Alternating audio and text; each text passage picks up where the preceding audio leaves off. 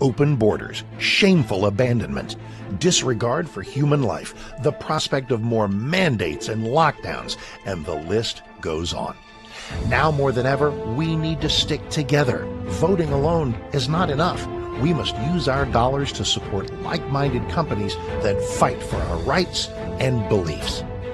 Patriot Mobile is America's only Christian conservative wireless provider who shares your values. Last year, we gave more than $500,000 to conservative causes. With your support, we'll give more than $1.5 million this year.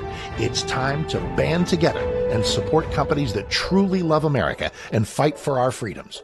Will you join us?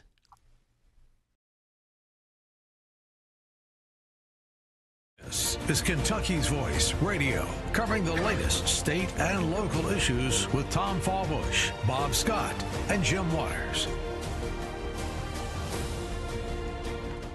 All right, welcome to Kentucky's Voice. This is the first program back since myself, Debbie, and Bob Scott have been able to gather and discuss the election that occurred on Tuesday. Now, of course, I promise you, there's been a lot of discussion between us since then. So I can tell you that. If you see our text thread, it is like it is blown up. So it is. I mean, and obviously, if you follow politics on any level, you understand the sort of the dynamics with the Massey race and not so much the Barr Cameron thing. I think people were disappointed with Cameron losing, but they understood it. It was a little bit more. But Barr's a great candidate. Yeah, Barr's a good candidate. Everybody wants to, they'll get behind him. The Massey Gowring thing was just a, of course, a national story. It was had a lot of emotions tied up into it, and it's still kind of an unfolding drama, and so I wanted to spend some time talking about that, and I think this is a great program to do that with, because we have a very pro Massey partisan here with Bob Scott. Now I wouldn't say pro Massey and like you're just you're so destroyed that he lost, but you were very pro Massey over Gowring. Debbie, you were definitely, a Gowring, not pro-Gowring, but just anti-Massey, right? Right. I'm a Massey skeptic. I can see why he lost. I mean, but, it wouldn't have hurt my feelings if he won. And so we need to discuss that. And also, we want to hear from you today, because this conversation is still going on. There's a lot of conversation about what's going to happen with Massey now. Maybe he will run as an independent. Maybe he just will become president in 2028. Maybe all the Massey supporters will vote Democrat and be a spoiler in the general. There's a lot of conversation like that going on, and so I want to hear what you have to think on this topic. 502-571-0970, 502-571-0970, and we're going to get into some clips. I think we have some clips of different folks talking about the race. And we may not spend the whole show on that, because a lot of other races we want to cover too, like the Metro Council. It looks like we have a good chance of flipping it now. I think, isn't that awesome? It's just Louisville could be the first blue city to actually have a conservative council, and that'd be an amazing thing.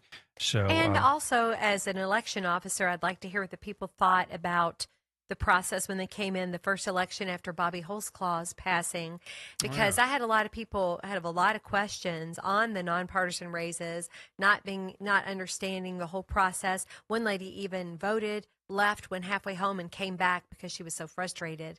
And I'm glad I was able to explain to her, but she didn't understand. Right. And we need the to get on result board. of that is we have two mayoral candidates that are basically Democrats running in the general. So, the intent, I think, with the state legislature was to create more of a dynamic where a conservative or Republican can have a better chance in the general. Well, in this scenario, there's no chance at all, because we've got two Democrats got the top votes and are going to be running in the general. Well, so I have my reasons for that. We can discuss later. Yeah, that's fine. I'm just I don't know what the right answer is there. It's just interesting that I'm sure that it wasn't anticipated. Bob, we got about a minute left. We're going to get into the Massey Gowring thing a little bit here, but in the next segment. But any thoughts on the election night? Yeah, and I did send a clip to our producer, Dan, and I'm hoping we can get that in maybe when we come back out of the break. And it was basically the election night concession speech by Massey and also the remarks. I think there were some remarks from Ed Gowring that WDRB did, and I think it's very important that we, especially those of us who call ourselves Christians, realize that ultimately, at the end of the day, God is in control. That's right. And that's pretty much what Massey said. And I was a supporter of Massey, as you said. But at the end of the day, our trust is in the Lord. And that's what we have to lead on. And that's that's what Massey said as well. This is God's will. So we'll see. That's right. I'm optimistic. I think some good things are going to happen. Yeah, exactly right. I mean, he's definitely not going away. He's kind of a folk hero in American conservative politics to many, not to all. A lot of folks really have a lot against him, but a lot of people love him. So he's not going away. So we'll be right back talking about the fallout of Massey.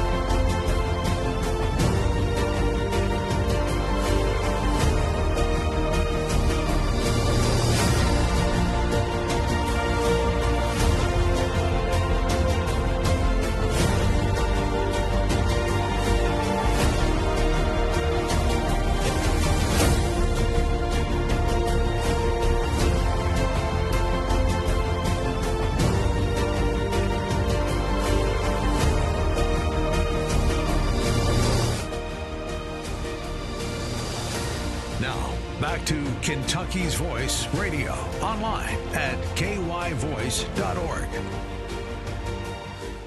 All right, welcome back to Kentucky's Voice. We're talking about the fallout of the Massey-Gowrain race, and if you've followed, the election Tuesday night, that was definitely the story of the night, and then it was the national story. It wasn't just a story here in Kentucky. It was a story across the nation. Trump basically, the story was that Trump unseated a Republican, I guess not a rhino. I have a hard time calling Massey a rhino, but he's just somebody that was. I call him an obstructionist. Yeah, an obstructionist. Somebody that was opposition to, in opposition to his agenda, and so anyway. So let's do this too. I wanted to set up sort of the case against Massey a little bit, and then let's hear some clips and some responses for Massey, and just kind of weigh this out, because I don't, the race is over obviously, but there's still a conversation about what should we do with this race, because there's some meaning to this race beyond just okay, he won, let's losses, move on. There's some meaning to it, because one of the main reasons is this. The demographic difference between who voted for Gowrain and who voted for Massey is really stark, and basically the younger demos voted for Massey, older demos voted for Gowrain. Now what the turnout level was for each of those groups, I'm not sure so far as numbers, but I know just demographically who voted for who. It was a young voter for. So that bodes for, okay, well, maybe the future of the party is more of a Massey-like party.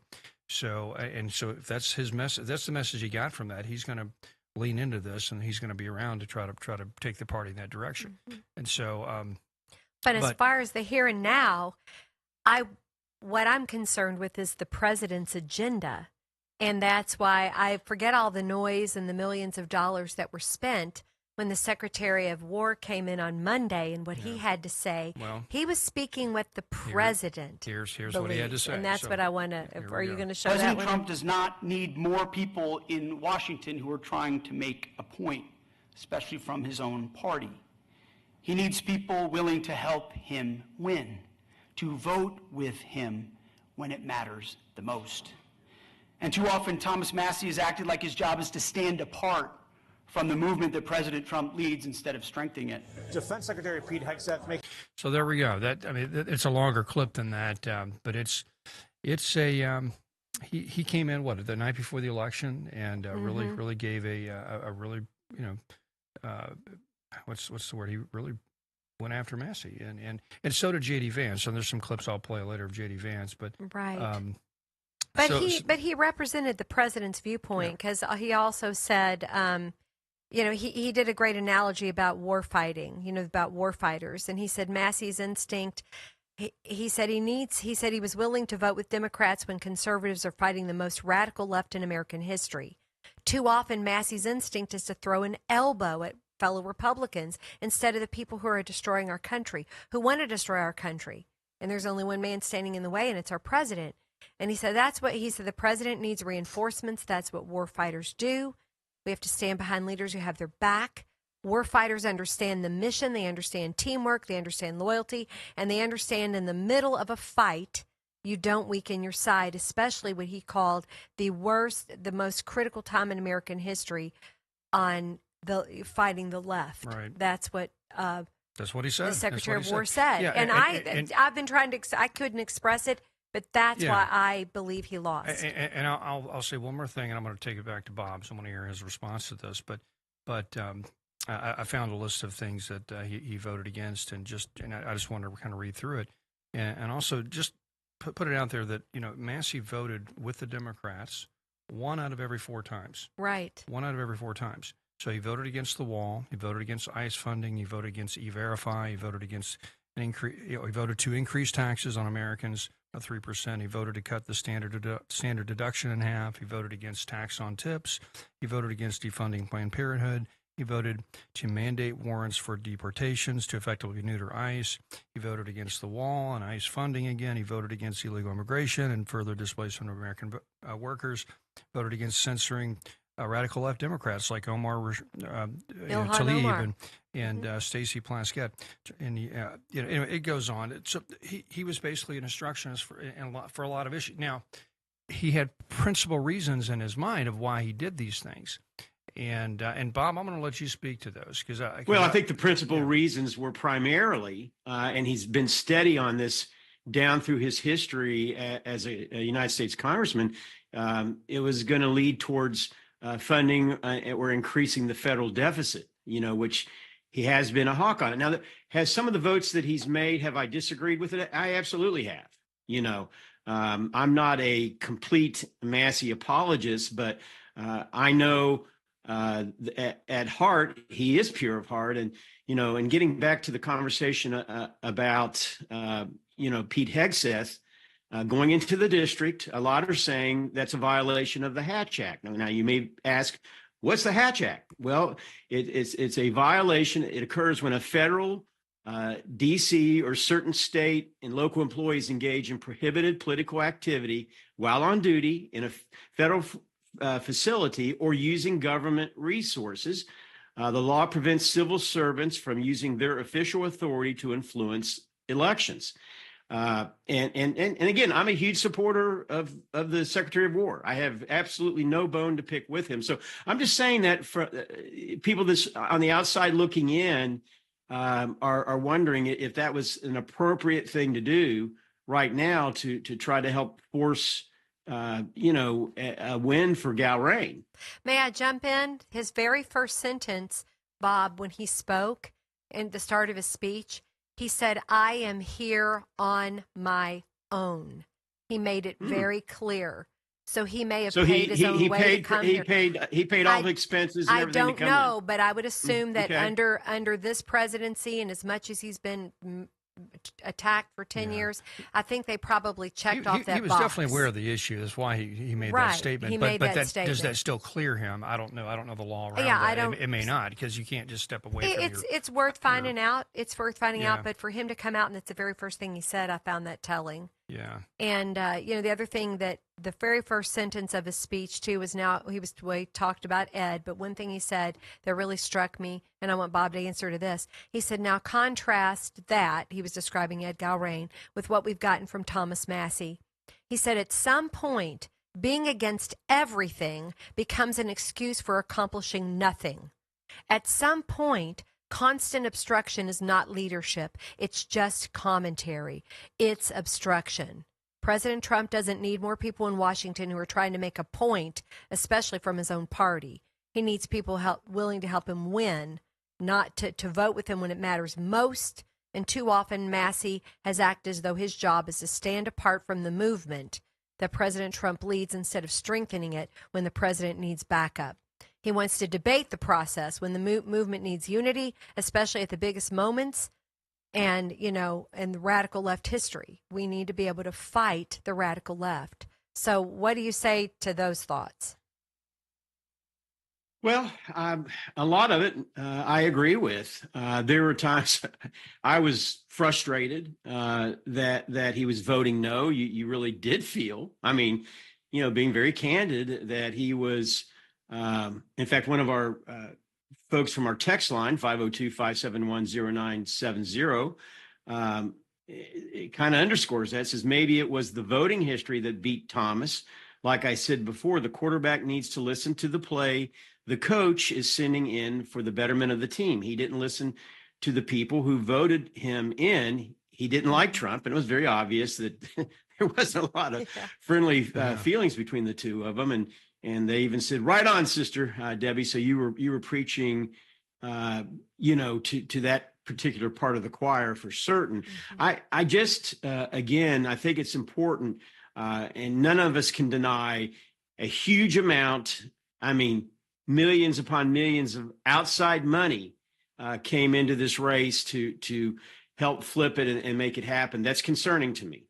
One way or the other. I don't think that that's a good thing, but it is what it is, and it happened. And I will very, very quickly say this. I will honestly pray for Mr. Gowrain, and obviously still continuing to pray for our president.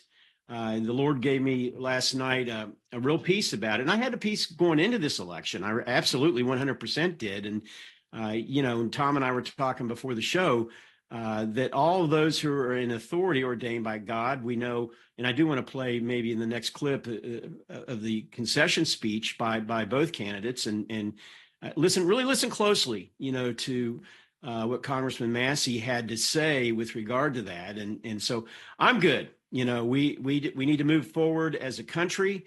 As Christians, we need to trust God and believe that Romans 8:28, God works all things together for the good to those who love him and are called according to his purpose. I agree. And I'll say this too. Oh, I'm sorry, Tom. I was go going to ahead. say, Bob, you're not combative enough. We got another hour to go here. You need to really gin it up a little bit. You're being too concession. I mean, well, they should have listened to our conversation. Come on, come on, not. Debbie, go after it. No, I'm kidding. No, but let me say this: the money thing, that's been a critique that, hey, all this money came into the district.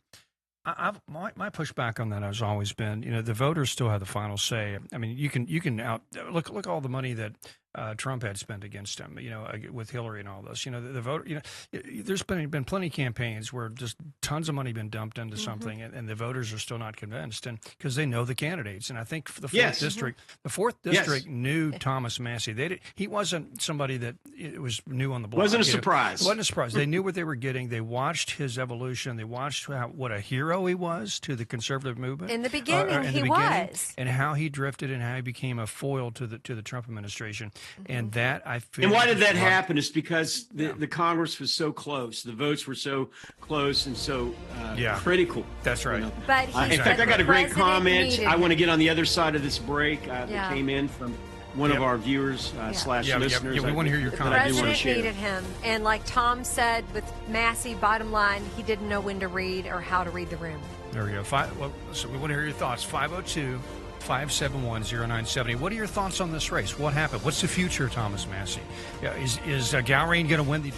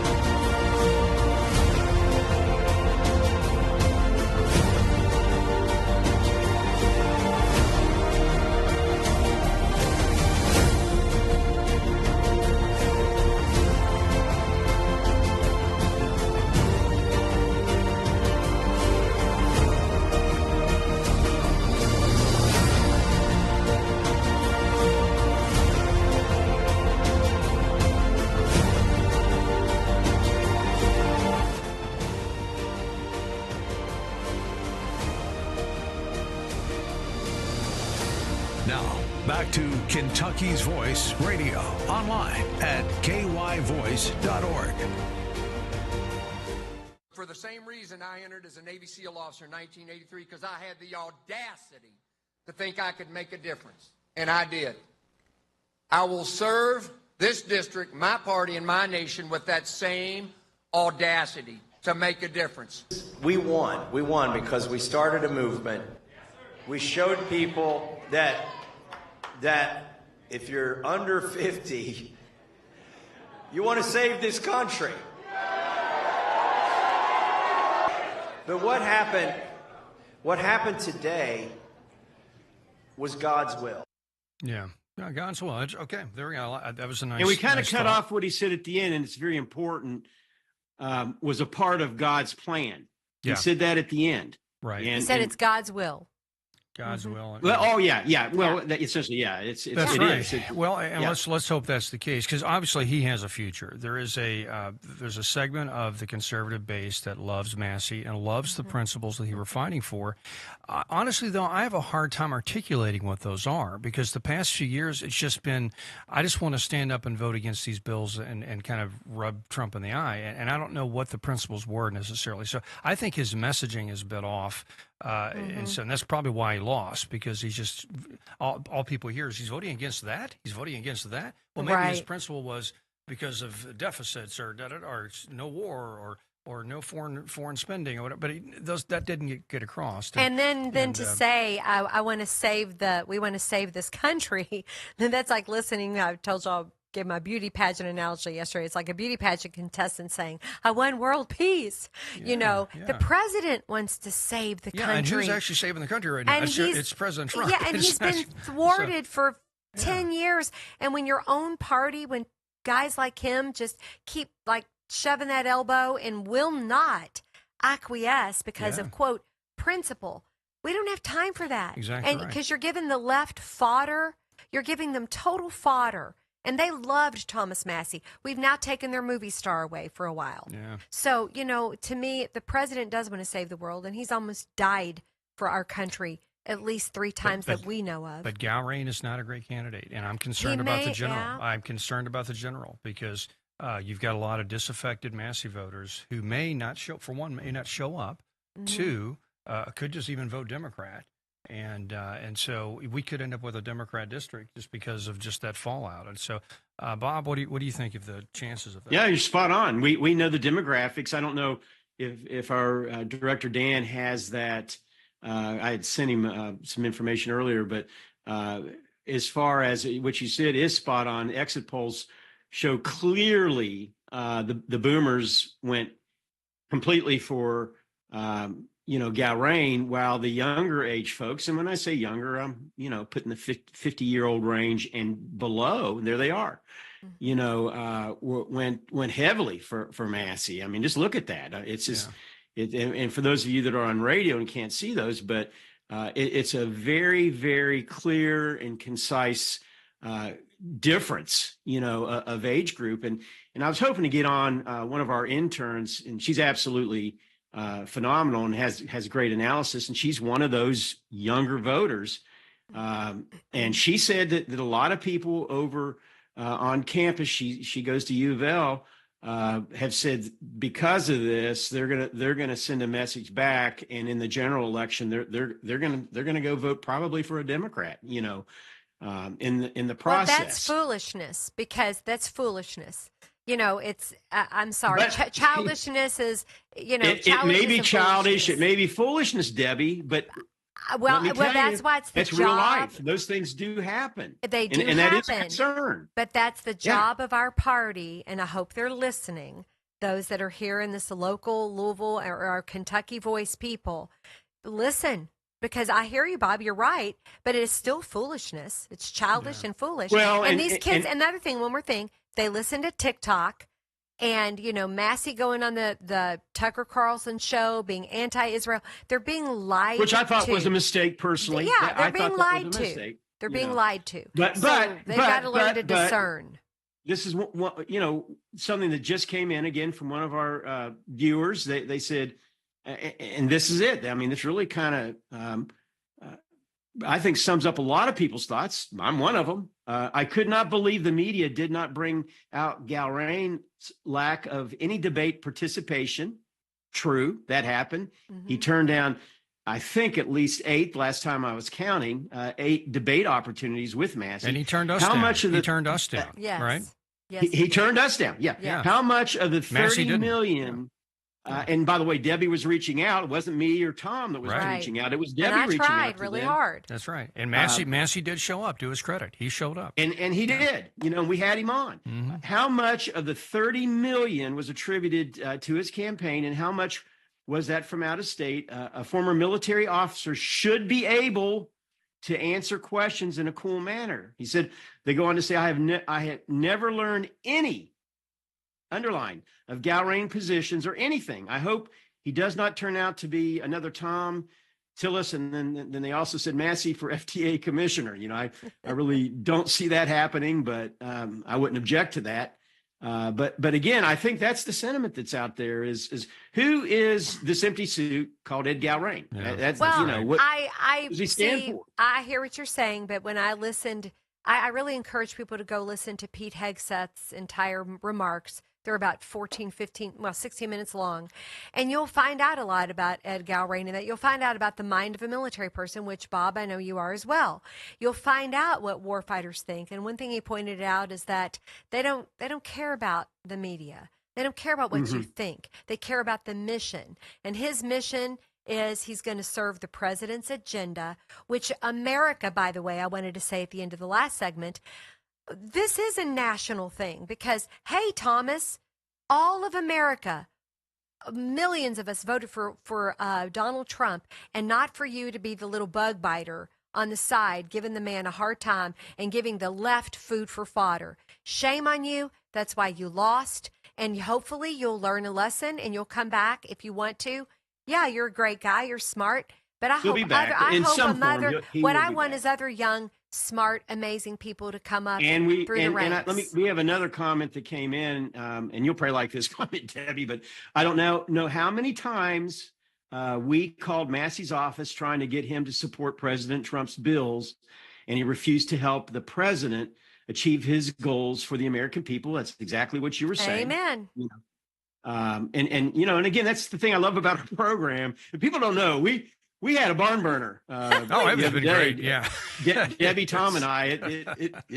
It could not have been aired. I'll put it that way. Right. But Tom was the referee. Well, yeah. So, yeah. He's a good one. To that point, let me play this clip from J.D. Vance on this. It was real short. He had some similar comments, and I think this kind of sums it up. Problem with Thomas, and I've told him this in private, and now I guess I'll say it in public, is it's one thing to disagree with the party on a particular issue.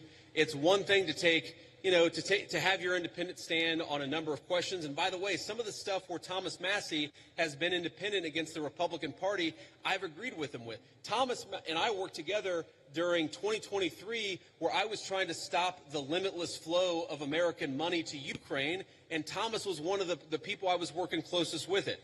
But that's one thing. Being independent, having your own opinions is one thing. Voting against the party on every single issue, you're eventually going to make too many enemies. And that is the problem that Thomas has had. It's not one issue. It's not 3 or 4 issues. It's that every time that we've needed Thomas for a vote, he has been completely unwilling to provide it. That is why the President of the United States... And by the way, this is... Let me pause that. So there we go. So that's why. Yeah, that's why. So I don't know. You know, it's tragic because he has a lot of talent. And Thomas Massey's a very talented politician. He can speak well. He can debate well. Like I said on a previous show, when he's on your side, he's awesome because he's very, very intelligent. And my concern right now is not so much. I mean, I think Massey's going to have a future. He'll figure out his direction, and hopefully he'll be a positive for the party and for the country going forward. Let's just pray for that. I'm concerned about Gowrain right now. He's a pretty weak candidate. He could lose the general, and honestly, extremely. honestly, I wouldn't be surprised to see him primaried 2 years from now by another Republican. And That's not okay, a but right Massey. now we need to get behind him. That's right. We do. That's our job. We do. Exactly We right. need to do it. Yeah, well said. Well said. Because God spoke. That's right. So there we go. Ooh, I feel like I was just slapped by Mom. Right I'm biting my lip on that one, but sure. You would say that. You would say that. That's right. We'll be right back.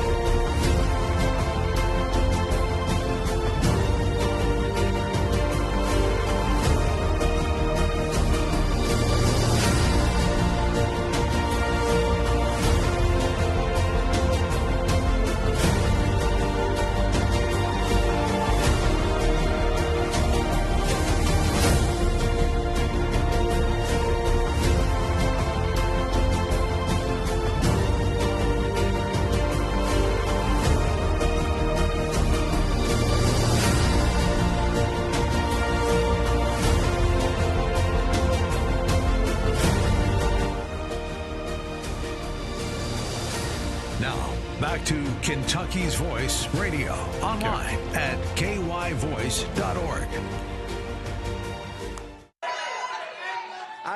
I would have come out sooner, but I had to call my opponent and concede, and it took a while to find Ed Galrein in Tel Aviv. Did you get that? It took a while to find Ed Galrein because he was in Tel Aviv. That's another issue I had with Thomas Massie. All right, it was this constant. He'll say, "Oh, it's against Israel and foreign aid," but it sounds like Jew baiting to me. It sounds like there's a bit of a anti-Semitism, smell about it. Not necessarily that it is, but it just smells that way. And so there's something going on with that, because there's a reason why that issue blew up with AIPAC and all that. I get foreign aid. I get we shouldn't be supporting every country and letting other countries influence us unduly, but I think Israel's the least of our problems. I mean, we're giving more money to Ukraine and Saudi Arabia than Israel. So why aren't we complaining about that? Well, I guess we are. I guess we're complaining about Ukraine, but with the Saudis and everybody else. But anyway, what are your thoughts on that, Bob? Well, no, I agree. That's been a problem in our government for a long, long time. It just didn't start both federally and locally and nationally. Too much emphasis is given to the lobbyists who are coming in the door and talking to them and honestly threatening them. Let me say this: Massie is not the first politician that the AIPAC has come in and primaried, right. And it's happened on the Democrat side too. So this is not a new phenomena, and that's where you have to ask the question: is too much weight being given, to third-party sources? Should it be allowed, right. to happen? And in fact, one person says here, I'm not a Massie apologist either, but is getting the national debt under control important or not? And I know that was kind of off subject a little bit. But that is something that's very, very important. Should be near and dear to all of our hearts. That should not be a Democrat-Republican issue. That should be what's doing the right thing for our country issue, and for the next generation that's coming in behind us that's going to have to live and pay for this debt. Yeah. I agree. Absolutely. The national debt is a critical issue. But I want to encourage my fellow Kentuckians and Americans, replay in your brain the past 10 years since Donald Trump came on the scene, 11 years. and what his agenda has been from the beginning and how this man has been thwarted from day one. Of course, the national debt's an issue. But our relationship, and that is not something we should negate. And I do believe if the man was allowed to enact his agenda and our Congress was unified, we would get there. We'd get there. Just let him do some things that really have to happen first, on a business level. Right. Do it. And the tariffs are doing that. Yes, right? they are. The tariffs are doing that. And guess who voted against the tariffs? Yes, right. Thomas Massie. Right, So, Thomas Massie. And then I wanted to say, as far as Israel. So Rand Paul. And Rand Paul. And let me say Israel with that. This is a biblical issue, Christians. It's biblical. We need to have our Lamb and Lion Ministries guy back on here, Tim, to talk to us again about that. If you can't seem to understand that, Thomas, I wish you would debate him. But our alliance with them, our relationship with them just doesn't bother me. It's so important. They're the only democracy in that entire part of the world. Part of it is the older generation. They understand the story of Israel and the narrative because they've seen it historically. The younger generation, they have not, and so they don't see it. All they've seen, honestly, about Israel is the past 3 or 4 years of all this online propaganda that's come from the Middle East. It's come from countries like Qatar or Saudi Arabia. It's pumping all these anti-Israel influencers into TikTok about the Gaza war. Mm-hmm. That's all the young people understand about Israel is Israel's this evil country that wants to destroy these children in Gaza. And that's been a very successful social media campaign that's taken out the younger demo for against Israel. And so that's just where we're at. And plus in the church, dispensationalism is really on the wane, even amongst Baptists, even amongst very conservative Protestant denominations. The whole dispensationalism meaning we believe in the rapture, Jesus coming back any minute, and there's a 7-year tribulation and all this. So if you're in that world, you understand what I'm talking about. A lot of younger Christians are not necessarily buying into it. A lot of them are getting into post-trib and reformed sort of thinking that has a different eschatology. Right. And so that's just a generational difference as well. So you got a lot of things going on there. Yeah. It's just a lack of, maybe when we were growing up, maybe we were too, quote, programmed, if you will, that we were all watching the same media people, watching the same story. And I do like, on one hand, today we have a lot of people out there, citizen journalists, people that are digging for the truth. But nonetheless, wisdom is never out of style. Truth is never out of style. The Word of God, and those of us that are Christians, dig into the Word. You cannot just look at the garbage that's thrown at you on these social media platforms and just believe the sound bites right off the cuff. You got to dig deeper. And we're all guilty of it. I'm definitely guilty of it, but I've tried so hard. And I know, and I have a 21-year-old son, and I'm always telling him, you got to dig deeper. That's right. And that goes for all of us. There is truth to be found. Yeah. Hey, Bob, we got some good comments that have come in. Yeah, really good one. In fact, they all been great. And thank you all for texting in your comments. Yes. We really want to hear your comments. I mean, it's very important. 502-571-0970 from our, that is our text line. And here's one that just came in. I appreciate you having healthy debate, but check the oath. Congressman doesn't vow to serve the president, but defend the Constitution. Blindly saying support Trump regardless is naive and dangerous, very dangerous. That was a wonderful comment that came in, and one that for the most part I agree with. And the next comment, so Gowrain should tell his positions and not have others do it for him. Yeah, great. Great. But how can we disagree with that? The president is also charged with defending the Constitution, and he's the president, and he's trying to do that, and he's just asking respectfully for the Congress to get behind him and on the agenda. And so I don't think I understand what our person that commented. That's a great comment, but I don't think I'm not saying you bow down to Trump. I'm saying he gets up every morning too, saying I'm here to defend the Constitution and to save our country. That's right. And somebody's got to have the grand agenda. That's a good point. And obviously, President Trump is privy to information that the average American will never see or know. Exactly. For that matter. So, and that's why we elect a president. Is to be on the spear. To be covering, for the nation and taking action to do things. And at some point, you've got to trust him, and especially the people in your own party. All he was asking for is, listen, hey, Thomas. And he kept begging the guy. He razzed him. He doesn't, he goes about it in his own way. But the rest of us out here and people that have called into him saying, please let this agenda get passed and stop giving the left food for fodder and let it get done so we can move on to the next thing, like the national debt or whatever. Mm-hmm. But let us get through, things that had to be done, and there's so many that have to be done still. It's just crazy. Yeah, but we had another text that just came in. It said, if you don't trust Trump by now, you never will. Right. And that's, let me channel the 4th District that voted for Gowring a little bit. And let me, because I think I would probably, I don't live in that district, so thankfully I didn't have to vote for that, because that was a tough thing, a tough call either way. But let me channel them, and I think, because here's how I feel about it. We've been through about a decade of like a political trauma in this country. Yes. And watching the Trump rise and the agenda that he tried to put forth in the first term, and how it was thwarted in every day, Russia, or all this, racism. Then the growth of the woke stuff in that era, and where they were canceling everybody, including us, right? Mm-hmm. Including people like us. Because listen, folks, if Kamala would have won this last time around, none of us would be on the air right now. We would probably be, in jail for hate crimes. Just for that's the direction the left wants to take this stuff. They're authoritarian by nature, and they want to shut down any dissent, and they would have done that. And so, I'm very aware of that. And then, of course, the stealing of the 2020 election, and just the story of, my gosh, look at this guy trying to do something for us. He represents my views, and they're throwing everything at them. And now 2020, they're trying to kill him. Look at this, right? Yeah.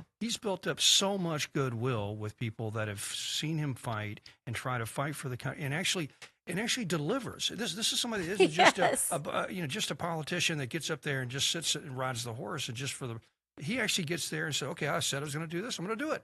And he does it. And everybody's like, oh my God, there's a politician and actually did something. And he says he's going to do it. And so there's such a amount of goodwill that Trump has earned from the average voter. And so when anybody that comes along, even with principled positions, that's pushing back on Trump's agenda, it's just like, no, we've had enough of that. Don't you see? The world's again. We need all hands on deck. This is like an existential moment. All hands on.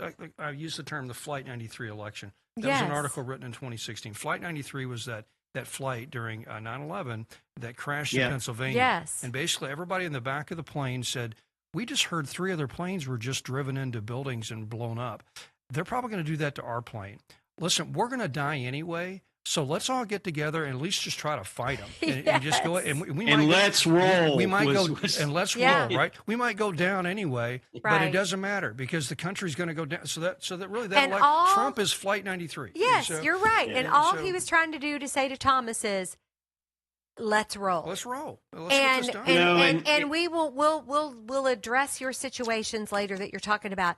And it wasn't like, and I didn't look at it as, later, like the politicians of the past kick the can down the road. Stop wasting time. Let's try to save this nation. And we're going to deal with that as well. And I think that's something, Debbie, we're all in agreement with. And I mean, I did not vote for Ed Gowring. I had my personal reasons for it. And that's okay. But I will pray for him, and I'll pray for anybody that's a leader. And we did get another comment in. I don't know if you see it, Tom, or not. I don't know if it would be. I don't think it'd be appropriate for me to read it, but I'll let you share. I'll say, Bob, you're right. We don't know everything about everything Trump knows. All the more reason to pray for him and trust God to move through him. That's pretty nice. Yeah, I will say, when you said you didn't vote for him, it's hilarious. We did have a lady come in the 3rd District on Tuesday at my polling station. She was trying to vote for in that election. We're like, that's in the 4th District. That's right. You mean I don't get the vote for Thomas Massie? She was so upset. I said, I'm sorry, ma'am. You live in the wrong district. Hey, we have 30 seconds left. There were some other really great races that occurred Tuesday night that we need to talk about. Yeah. So we're going to do that in this last segment. I mean, the Metro Council might flip to conservative. Yes. So we're lining things up there. The mayor's race is kind of weird. J-Town had some good Yeah. council winners there. Some of Yeah. our folks that have been on the show they've won. So we're going to talk about that. So overall, it was a pretty interesting night. We didn't talk about Cameron Barr at all. We need to talk. Let's talk about that when we first come back. Your thoughts on Cameron Barr. So we'll be right back.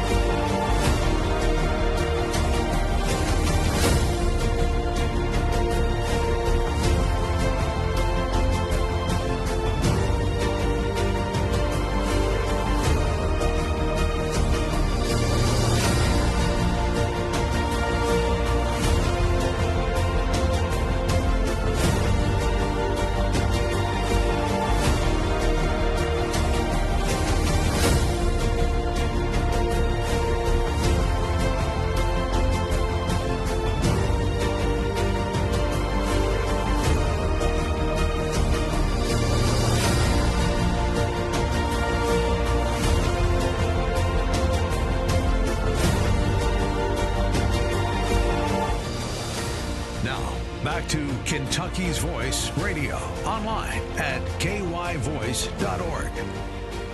All right, welcome back to Kentucky's Voice, and we're talking about of course, the election, the primary election night two nights ago. It's the first time Bob and Debbie and I have had a chance to comment on it, and it's been quite a few days just amongst ourselves, amongst our colleagues here. Because listen, Debbie, you and I know this, and Bob knows this.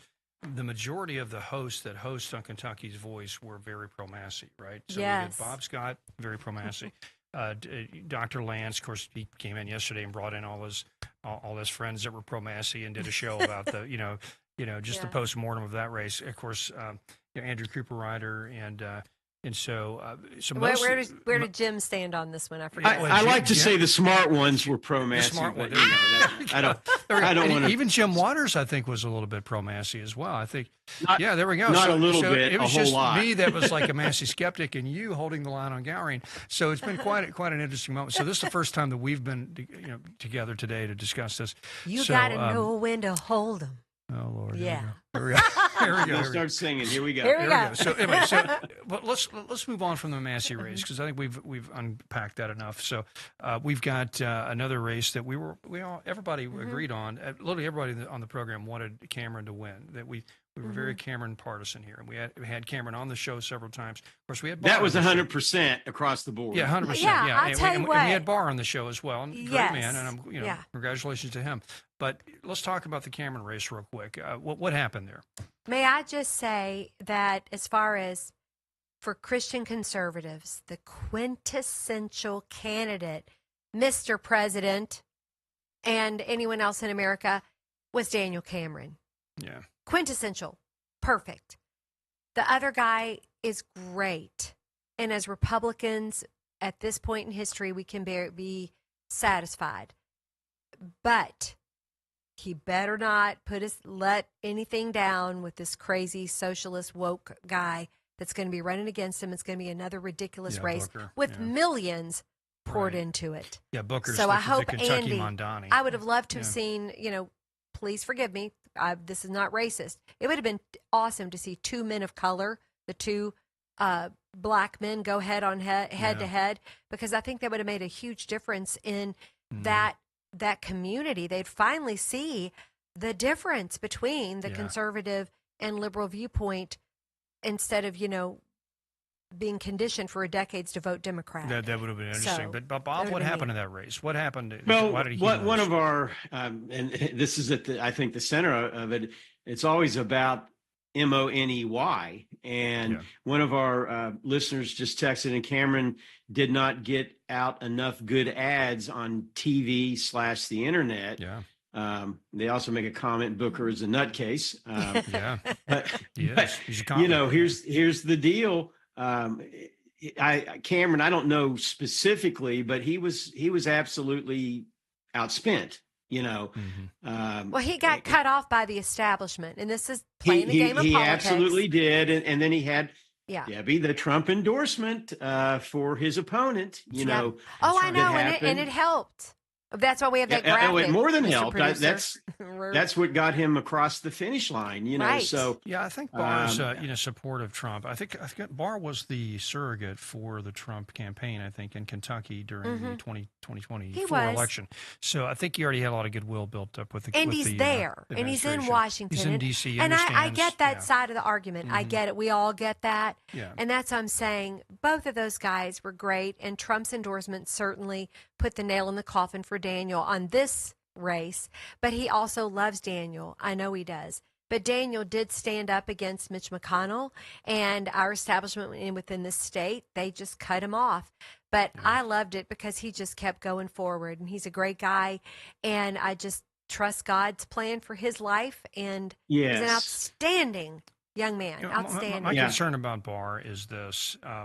The number one issue that drives Republicans around the country, if you poll them, is immigration. Yes. It's economy sometimes is up there, but usually it's immigration. The strongest candidate on that in that race was Nate Morris, and then the next strongest was Cameron. And then Barr, I've seen a lot of sort of weak, almost traditional, rhino-style comments from him. He'll go along to get along on that one. Exactly right. So that was disappointing. However, the Trump endorsement, people see Trump as being very very strong on that issue. So that basically, check that out washed that concern away. And for the folks that are in your car, you can't see it, but Producer Dan just put up on the screen Trump's 37-0. On endorsements. As far as his endorsements are concerned. Yeah. Now the question that's a pretty good record. It's a pretty good record. Question is, it shows the different states too. I mean, it's not just one or two states, 6 states. 6 states. Right. But will it transfer to the midterms? That's the question. Right. That's the question. That's the question. Well, and I know I'm sure they're well aware of that. And I do want us to talk to, I know, can we talk about the mayor race? Switch gears. Yeah, switch gears. So I worked the polls Tuesday, and I wanted to tell people, it was what we were warning when our state legislature passed that law to say, Tom and Bob, that that mayoral race and Metro Council are going to be nonpartisan, and that you need to know your candidates. You need to know if they're an R or a D. That caused a lot of confusion on Tuesday, although I think we've done our best to trumpet it out here to our audience to let you know. And I had one lady, she was so upset. She voted. She was Republican. She voted. She left. She said, I got halfway home. She came back, came to our table, and she said, I am just so angry. I did not know who to vote for mayor. And because we didn't have a Metro Council race in our area, so that was not a problem. She said, and I couldn't vote for county clerk. And again, I want to say to listeners and to all of us, and I've just been very blessed that I've jumped in there and I've learned this. You've got to know the process.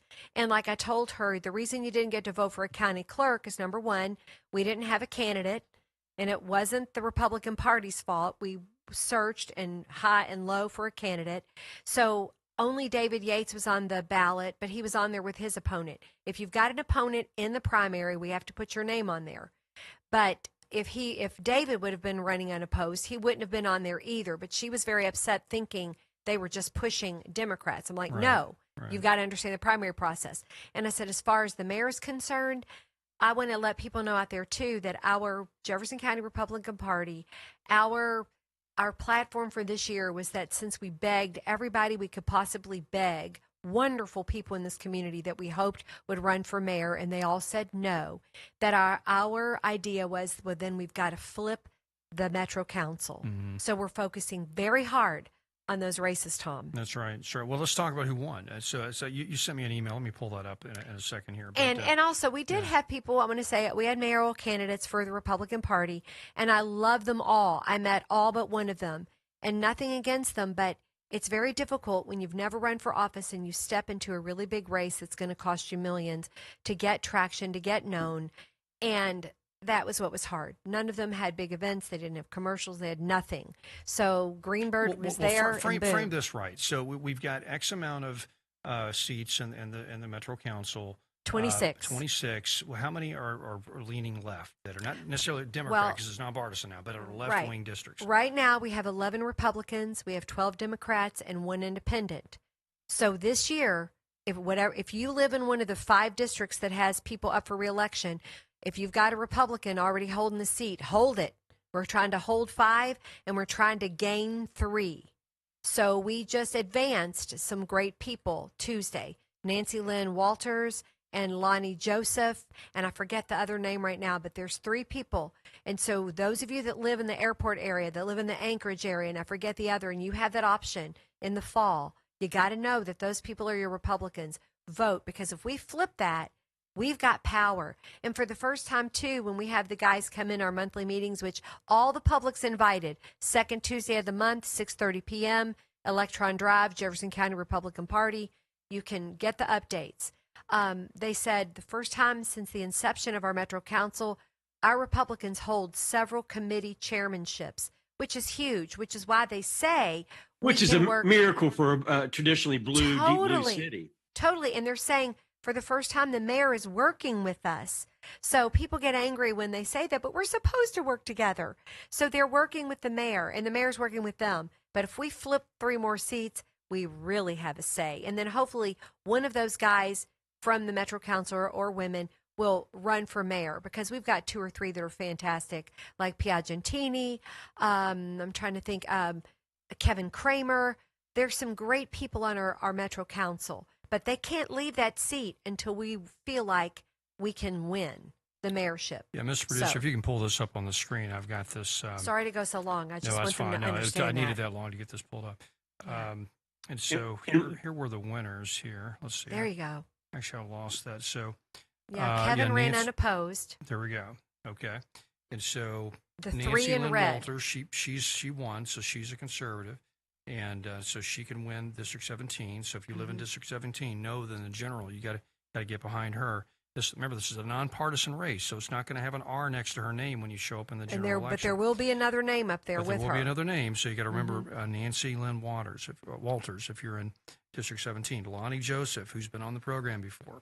Lonnie's awesome. He won his district primary, so he's going to be running against someone else in the general. So remember Lonnie Joseph in District 21. That area is just north of the airport, and kind of that area. Then we have Jeff Hudson, the incumbent. So he won his primary race. He made it. So now, Debbie, if all these 3 win, and we also keep and those guys, and we retain those 5, if we have the majority. District 7, 11, 13, 19, and 1, 2, 3, 4, why do we have 5. 2 up there for District 19? That's weird. Or 16? Is that no? That's a typo. They have okay, I'm typo. Yeah. Okay, so we got to retain 5 and gain 3. So we have 8. So 8 of 26, is that? Because the others, it's a staggered election. Oh, that's right. They're staggered. That's right. Yeah. These are only people running during this term. Yeah, it's like every 2 years, half of them run. That's right. Yeah. There we go. Okay, got it. And I have a final comment that came in from one of our viewers, listeners. I think this would be a fantastic way to end the show. And it says, none of us have all the answers, and we're never going to agree on everything, but your show is valuable because it promotes deep thinking. Oh, wow. Thank you. Wow. That was kind. Here with Kentucky. Are you saying I'm smart? Uh-oh. That's good.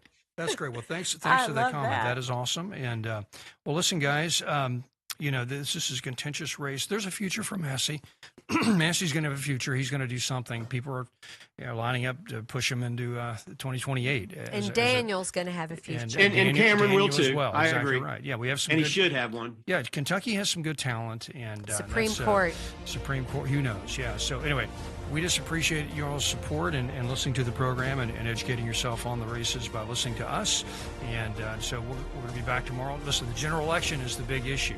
We've got to win that 4th District seat. Even though you may not like Galrine, hold your nose and vote for him because we got to get the agenda passed. And so, and also with the Metro Council. So we'll be back tomorrow on Kentucky's Voice.